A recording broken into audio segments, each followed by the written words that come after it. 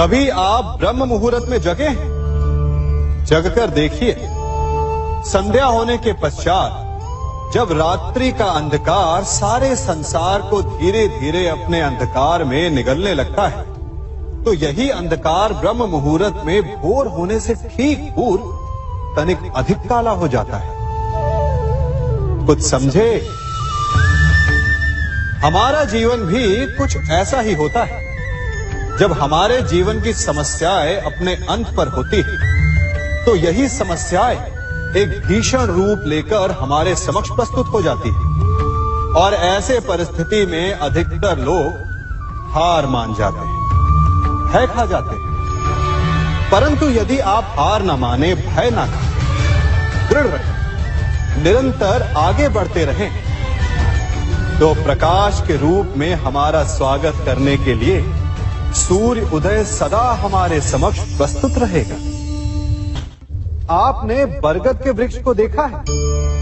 जितना विशाल उतना दृढ़।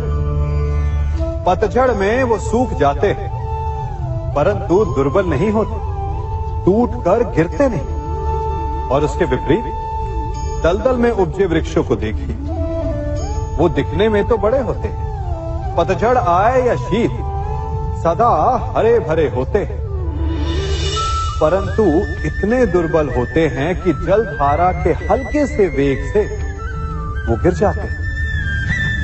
परंतु ऐसा क्यों होता है? कारण है जड़ें।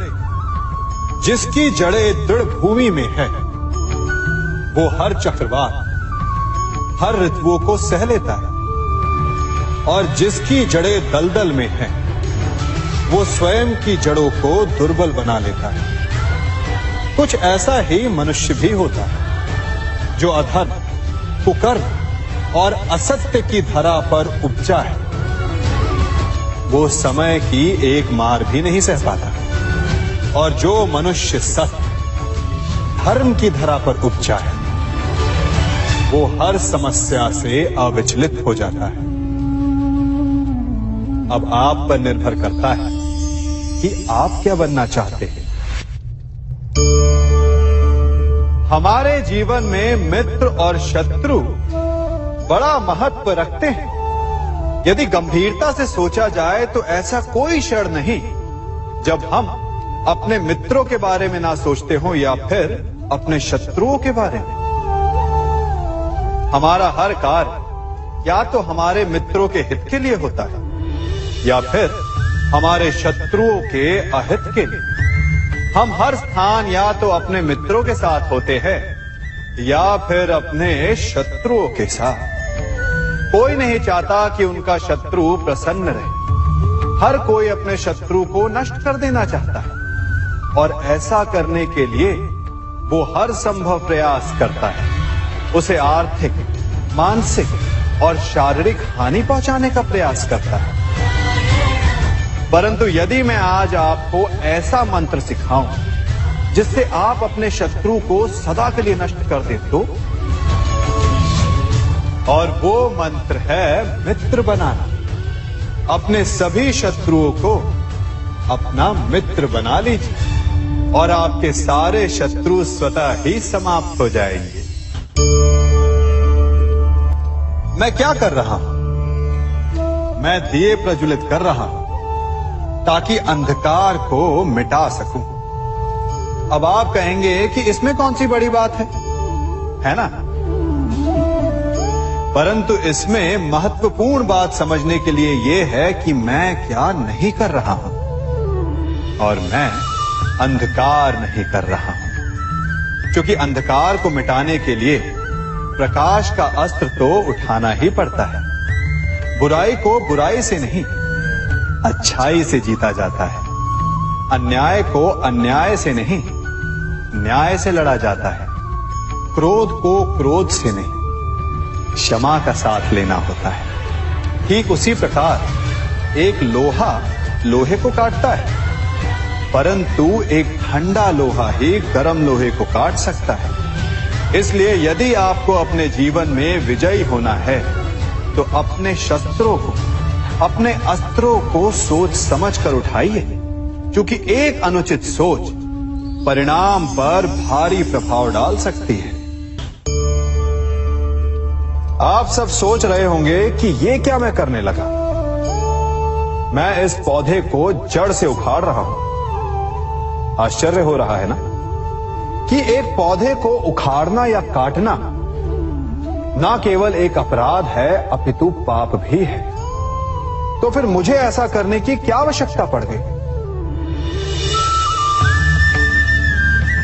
क्योंकि कई बार विनाश ही सृजन तक पहुंचाता है।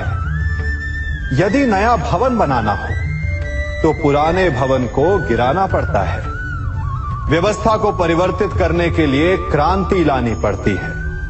और उसी प्रकार यदि किसी वृक्ष या किसी पौधे की जड़ों में घुन लग जाए या उसका मूल सड़ जाए तो उसे जड़ से उखाड़ देना ही श्रेयस्कर होता है, ताकि उस स्थल पर नए पौधे उपज सके।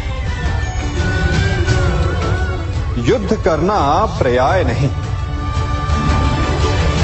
परंतु कभी कभी शांति के लिए युद्ध करना आवश्यक हो जाता है। संसार में सबसे श्रेष्ठ क्या है? फूल या कांटे, प्रेम या घृणा, संपन्नता या दरिद्रता, मित्र या शत्रु? बताइए। अब आप भी कहेंगे कि भला ये कोई पूछने की बात हुई? अवश्य, फूल, प्रेम, संपन्नता और मित्र ही श्रेष्ठ है।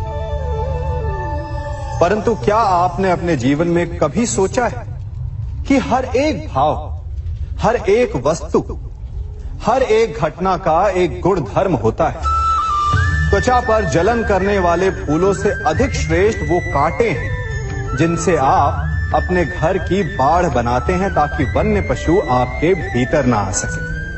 वो प्रेम श्रेष्ठ नहीं जो आपको अंधा, लोभी, पक्षपाती बनाता।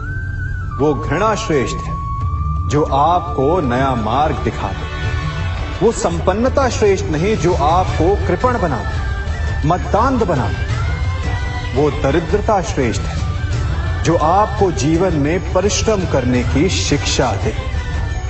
कुविचार देने वाले, बुरा मार्ग दिखाने वाले मित्रों से अधिक श्रेष्ठ वो शत्रु होते हैं जो हमें जीवन का लक्ष्य दे दे। इसलिए अपने जीवन में हर वस्तु, हर भाव, हर घटना के गुण धर्म को पहचानिए और उसके पश्चात अपना चयन कीजिए।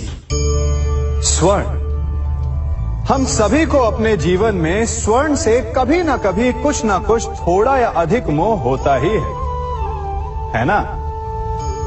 परंतु क्या आपने कभी सोचा कि स्वर्ण को प्राप्त कैसे किया जाता है? जब भूमिगत खदानों से स्वर्ण को निकाला जाता है तब वो एक पाषाण की भांति होता है। ऐसा पाषाण जिससे आप किसी को भी मार सकते हैं, परंतु उसे आभूषण के रूप में स्वयं के शरीर पर धारण नहीं कर सकते। यदि उसे आभूषण बनाना है तो उसे लंबी यात्राएं करनी होती है। उस पाषाण को पिघलना होता है। सुनार के हथौड़ी की अनेकों चोटें खानी पड़ती है, फिर काट छाट और उसके पश्चात जाकर वो ऐसा आभूषण बनता है जो हमें वर्षों तक, सदियों तक लुभाता रहता है। इसलिए यदि आपको समय पर विजय पानी है तो स्वयं के निर्माण पर समय देना होगा।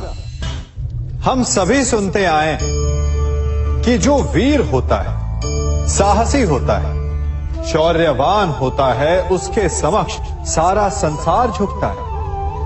वीर भोग्य वसुंधर। परंतु वीरता है क्या? शौर्य क्या है? साहस क्या है? साहस युद्ध नहीं, वीरता विजय नहीं, शौर्य कभी ना गिरना नहीं।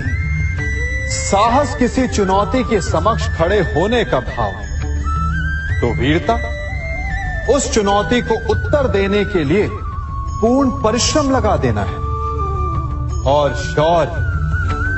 शौर्य का अर्थ है गिरकर फिर से उठने का साहस रखना, बार बार प्रहार करके वीरता दिखाना, निरंतर प्रयास करते रहना, निरंतर परिश्रम करते रहना। इसलिए विजयी होने से अधिक महत्वपूर्ण है शौर्यवान होना, क्योंकि जो शौर्यवान है उसे विजय मिलना निश्चित है।